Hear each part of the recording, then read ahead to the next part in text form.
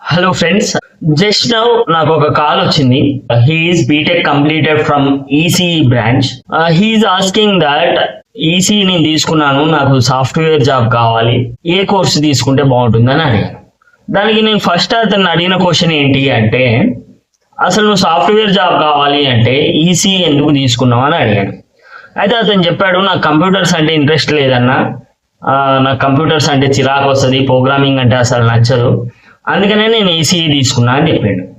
కానీ ఇప్పుడు final year అయిపోయిన తర్వాత మాత్రం he's trying for software job. ఇది ఒక్క స్టూడెంట్ స్టోరీ కాదు, there are n number of students having the same problem. Inter అయిపోగానే ఎంసెట్ క్వాలిఫై అవ్వగానే ఇంటి పక్కన అన్ననో లేకపోతే ఇంటి ముందల అంకులో ఎవరో ఒకరు ఈసీఈ తీసుకో, నువ్వు సాఫ్ట్వేర్ సైడ్ వెళ్ళొచ్చు, వేరే కోర్ సైడ్ కూడా వెళ్ళొచ్చు అని చెప్పేసి మోటివేట్ చేస్తారు. అటు వెళ్ళొచ్చు, ఇటు వెళ్ళొచ్చు, ఈసీఈ అయితే రెండు విధాలుగా వెళ్ళొచ్చు అని చెప్పేసి మోటివేట్ చేస్తూ ఉంటారు. సో దానివల్ల వచ్చిన ప్రాబ్లం ఇదనమాట. సో మీకు అలాంటి ప్రాబ్లం రావద్దు అంటే జస్ట్ నాకు ఫాలో అయ్యి ఈసీఈ అని కామెంట్ చేయండి.